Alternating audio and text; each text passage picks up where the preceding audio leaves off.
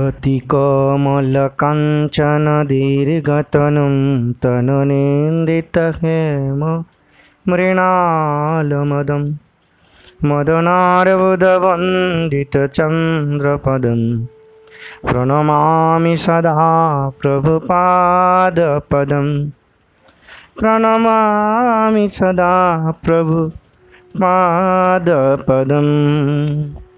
बोले छिल प्रभुपाद की जय, कृपानुग गुरु वर्ग की जय। जय श्री श्री गुरु गौरांग जायता। हरे कृष्ण। श्रील रघुनाथ दास गोस्वामी पाद रचित मनोशिक्षा का 8वां श्लोक। यथा दुष्टत्वं मेदवयति शतस्यापि कृपया, यथा मह्यं प्रेमामृतमपि ददात्युज्जलमसौ। श्रीगन्धर्वा भजनविधये प्रेरयति मां, तथागस्ते काक्का गिरिधरमिह त्वं भज मनः।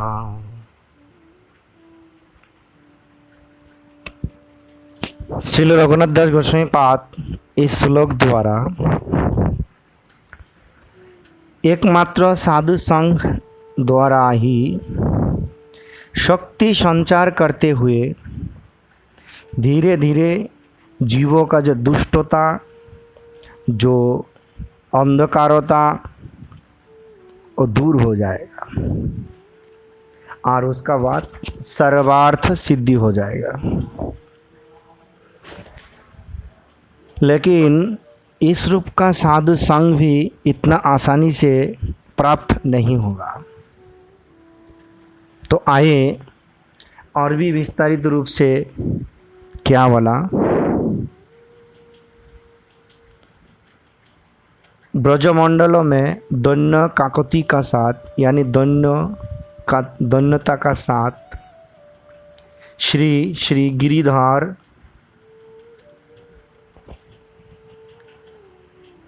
जिस रूप से भजना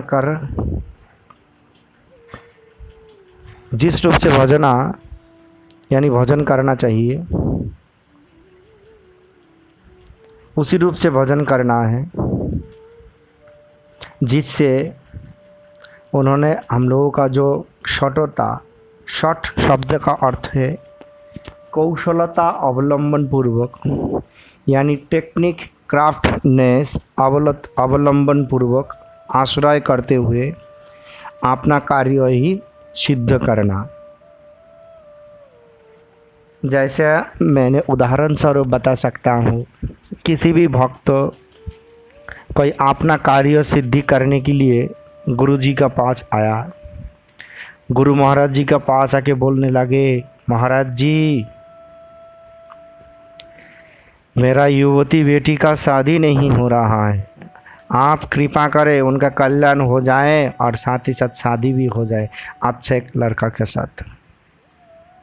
फिर बोले मेरा आप व्यवसायी कारोबार अच्छा नहीं चल रहा है, कारोबार के लिए कुछ आप कृपा आशीर्वाद करें। इस तरीका का जो तुच्छ आसक्ति है, जो चीज़ हम लोग गुरु जी जो साक्षात भगवान है, सेवक भगवान है, उसी भगवान का, उसी अपराकृत चिन्मय नित्य भगवान का स्वरूप, अभिन्न स्वरूप विग्रह से हम लोग क्या मांगता हूँ, इस संसार का बेटी का शादी हो जाए, कारोबार अच्छा हो जाए, अपना कार्य सिद्धि हो जाए। इस तरीका का बात सुनते हुए गुरुवर्गों ने कुछ भी नहीं कहता है, हंसता रहता है, बीच बीच में कुछ बता देता है। लेकिन मिलेगा तो हमको जगत का चीज़ ही मिलेगा, जो 2 दिन रहने का बाद अपने आप ही विनष्ट हो जाएगा। तो मैंने जो चीज़ यहाँ पे सुख का उपादान स्वरूप सोचा, वो सुख नहीं मिलेगा, लेकिन उसी चीज़ गुरु जी का पास जाके मांगा। क्यों? अपना कार्य सिद्धि करने के लिए, संसार में भी ऐसा ही बहुत आदमी है, संतु बनकर बा अपना कार्य सिद्धि करने के लिए तत्पर रहता है, तो उसी का शॉर्ट कहता है। तो इसी शॉर्ट एकमात्र गिरिधर गंधर्व श्रीमती राधा रानी एवं ब्रजनंदन कृष्ण का ही भजन करने से जो हमारा बीच में जो शॉर्ट है उसका दूर हो जाएगा। और दूर होने का साथ साथ उज्ज्वल जो प्रेमामृत भगवान का सबसे उजाला जो प्रेम अमृत है वो हम लोगों का दान करेंगे। तो इसीलिए क्या है, हम लोगों का उत्साह का साथ श्री गांधर्वा की भजन लाभ का भजन का प्राप्त करने के लिए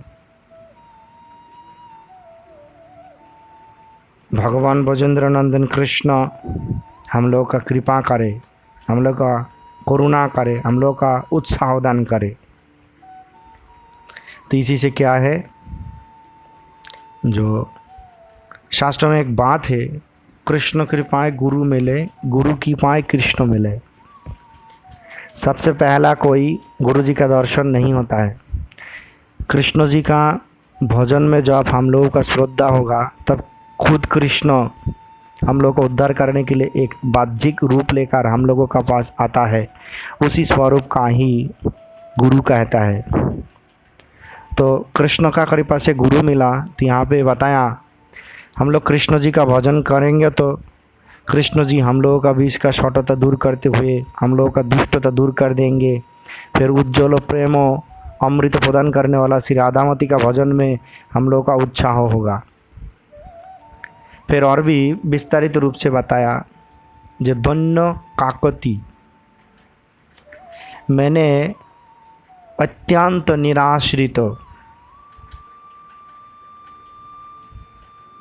वो दीनो है, ऐसा भाव समन्वित तो निष्कपट भक्ति एकमात्र गुरु गौरांग चरण आश्रय छोड़ के इस संसार में मेरा और दूसरी कोई अभिनिवेश व आश्रय का वस्तु नहीं है, ऐसा निष्कपट भक्ति करने वाला भक्तों का दोनों बकाकुति ऐसा ही होता है। तो हम लोगों का भी ऐसा ही होना चाहिए। तो देखिए इस विषय में श्रील रूप गोस्वामी पाद और भी विस्तारित रूप से बताया, जो इस रूप से वृंदावने विरहत रिह केली कुंजे मत्त द्वीप पवर कौतुक विभ्रमेण। तो इसका मतलब है वृंदावन में केली कुंज में मदमत्त मातंगों का न्याय कौतुकी होकर आप दोनों ने नित्य विहार कर रहा है। अतएव अनुग्रह पूर्वक मुझ पर प्रसन्न हो जाए, जिससे तुम दोनों का यानी आप दोनों का एक ही साथ बदनारविंद युगल मेरा एक बार दर्शन करा दो। मेरा ऊपर प्रसन्न होकर आप दोनों का जो बदनारविंद युगल, आप दोनों का जो मुख है हमको एक बार दर्शन करा दो। हाँ देवी हाँ गांधर्वी के श्रीमती राधा रानी का बारे में बोल रहा है श्रीमती राधा रानी, मैंने तो बहुत ही मूर्ख है।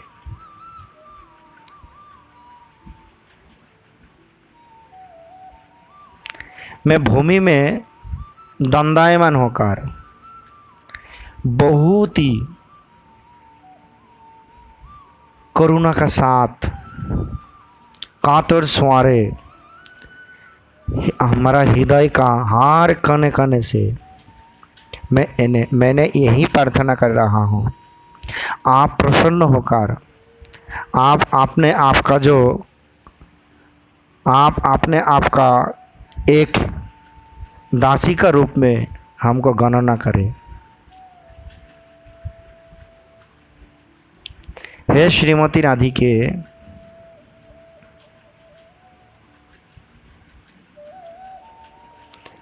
जिन्होंने श्री लक्ष्मी नारायण मूर्ति का सौंदर्य अपेक्षाओं से भी अधिक सौंदर्य द्वारा त्रिभुवन मोहित करता है, उसी श्याम सुंदर कृष्ण का वाम भाग में तदीय वाम हस्ताश्लिष्ट हुआ लक्ष्मी अपेक्षाओं अधिक रूपवती आप विराज कर रहा है। तो वही रूप, उसी रूप युगल मूर्ति मैं हमेशा भजन करता हूँ, जो कृष्ण जी का वाम और बहुत ही सुंदर श्रीमती राधा रानी विराज करती है। मैंने उसी विग्रह का भजन करता हूँ, हमको एक बार दर्शन दे दो। इस रूप से इसलिए रूप गोस्वामी पाद ने बताया। तो क्या है, इसका कृपा कब होगा? जब हम लोगों का बीच में शटता या दुष्टता दूर हो जाएगा, तो कृष्ण जी का भजन करने से ही जाएगा। फिर भी और विस्तारित रूप से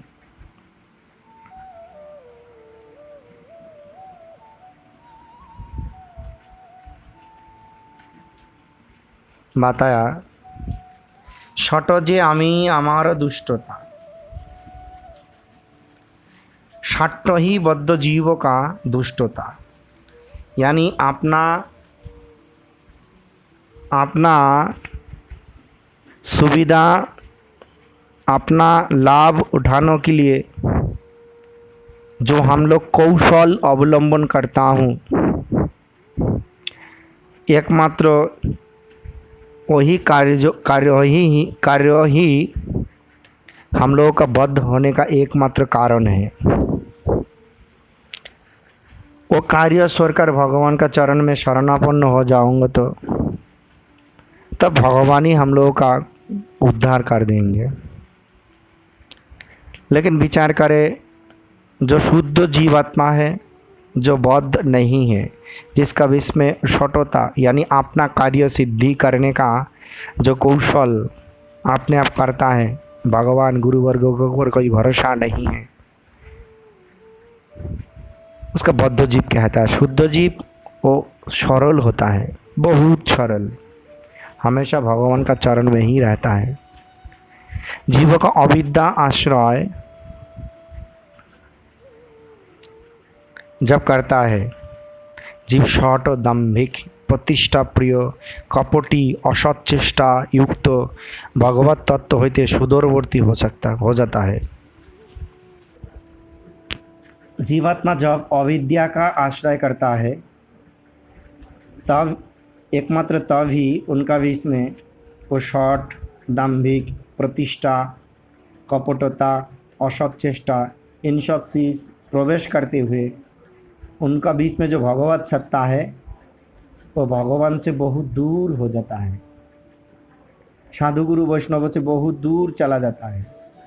लेकिन ऐसा चला जाने का बात कहता है, वो साधु का ही दोषारोप करता है, बोल तो उसके लिए मेरे बहुत दूर चला गया, वो हमको वहाँ से भगा दिया, वो हमको बहुत निंदा किया, हमको ईर्ष्या किया, बहुत तरीक़ा का इल्ज़ाम लगाता है। लेकिन क्या होता है, जब अविद्या का आश्रय होगा तो भी ऐसा होता है, और जो भगवान से अपने आप ही दूर चला जाएगा। इस रूप से जीव हमेशा अपना का ही तीर्णों से भी छोटा होने का स्वभाव रखना चाहिए, और सबका ही यथा योग्य सम्मान करना चाहिए, बुद्धि संयुक्त होकर, और साथ ही साथ हरिनाम का आश्रय करना चाहिए। फिर भी हम लोग कहता हूँ वैष्णव वंदना में হইয়াছে न হইবে न प्रभुर जत दास सवार चरण बंदी दंते करी दास। जिन लोगों ने महाप्रभु का चरण में आश्रय ग्रहण किया, जिन लोगों ने हरिनाम का आश्रय ग्रहण किया, वो सारे ही हम लोगों का पास पूज्य है, छोटा हो बड़ा हो ये विचार नहीं है। तो सबका अर्थात जिन लोगों ने हरिनाम करता है उन लोगों का सम्मान करते हुए, जिन लोग हरिनाम नहीं करता है उसका अंदर में जो जीवात्मा है बीच में जो परमात्मा विराज कर रहा है उनका सम्मान करते हुए हमेशा हम लोग का ही बुद्धि का परिचय देना चाहिए, साथ ही साथ हरिनाम का आश्रय करना चाहिए।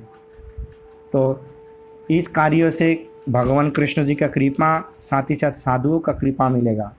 और जब साधु कृष्ण का साधुओं का कृपा मिलेगा तब हम लोग का गुरु का कृपा मिलेगा। मूल गुरु कौन है? श्रीमती राधा रानी। तो राधा रानी का कृपा मिले तो तब तो प्रेम का बात आएगा। तो अब इसीलिए बताया जो इतना दूर आने का बाद कृष्ण कृपा साथ ही साथ साधु कृपा, तब हम लोग का क्या मिलेगा? उज्ज्वल प्रेमामृत। आइए अभी उज्ज्वल प्रेमामृत का बारे में क्या बोला, ये एक एक का सीरीज ऐसा बताया।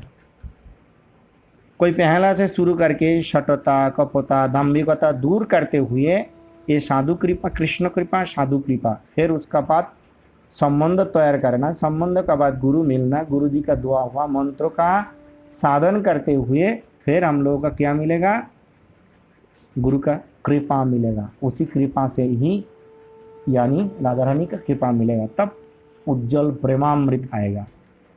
उज्जवल प्रेमा अमृत, प्रेम अमृत, उज्जवल श्रृंगार रस है, मधुर रस है, ताहार नामांतर, उसी का ही नामांतर है। श्री रूप गोस्वामी पाद इसका बारे में बताया,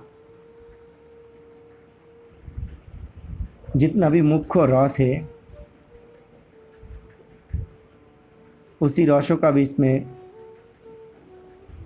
मैं संक्षेप में यहाँ पे वर्णन कर रहा हूँ।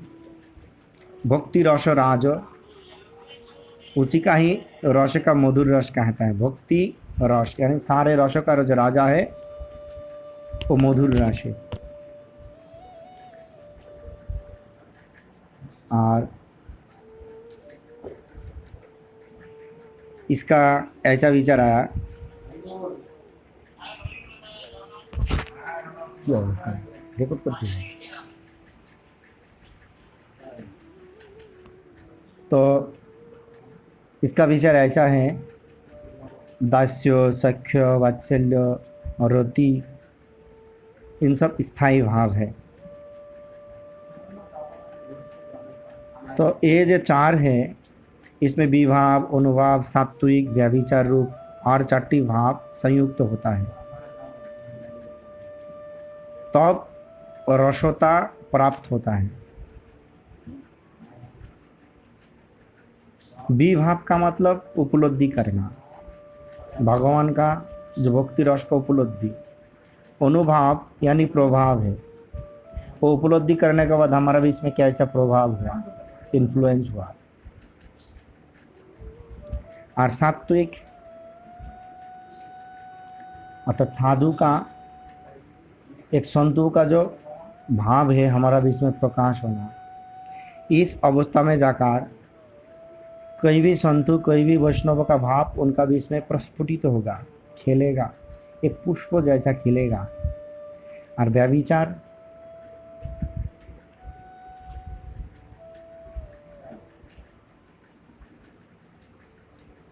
यानी इस संसार का किसी भी चीज के ऊपर कोई आकर्षण नहीं, कोई नियम नीति नहीं देखेगा, एकमात्र भगवान के सुख के लिए ही चिंतन करेगा, वो चिन्मय हो जाएगा। व्यभिचार का एक शब्द में चिन्मयत्व तो भी कहा सकता है, अमरत्व तो भी कहा सकता है, लेकिन कोई नियम का उपेक्षा ना करते हुए भगवान का सेवा के लिए ही जो चिंतन करता है। ये चार भाव प्राप्त होने का बाद जब रसोता प्राप्त होता है, मधुर रस में भी ऐसा ही है। मधुर रस में कृष्ण कृष्ण वल्लभा आलम्बन। तो देखिए इसका भी और भी आगे जाके बताया,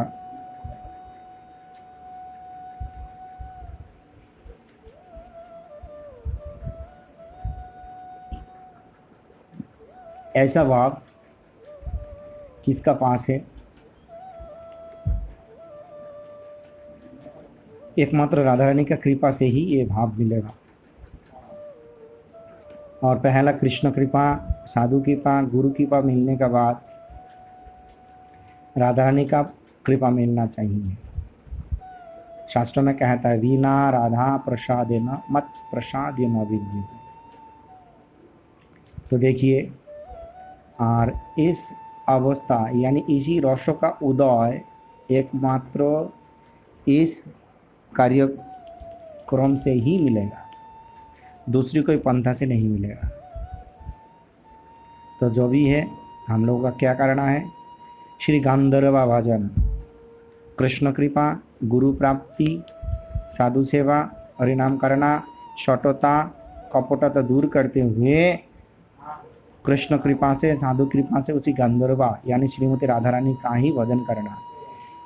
दोन्नता का सहित मिनती करना है, हे राधा रानी, आप हमको दर्शन देकर, आप अपने का दास बनकर, आपका ही एक अनुचर सोचकर हमको सेवा अधिकार दीजिए। इस रूप का विचार करना है। तो जो भी है, सारे भक्तों में यहाँ पे और भी कीर्तन में श्री भक्तिविनोद ठाकुर ने बताया, ब्रजभूमि चिंतामणि चिदानंद रत्न खनि जथा नित्य रसेरो विलास। बहुत ही गुड अर्थ है जो पहला बताया, वही कीर्तन का आकार में बताया। एकमात्र वृंदावन में ही इसी रस मिलेगा, और ये भी एक पर्याय क्रम में मिलेगा। इसी पद्धति अनुसरण नहीं करने से किसी का भी नहीं मिलेगा। हरे कृष्णा, दंडवत प्रणाम, हरि बोल।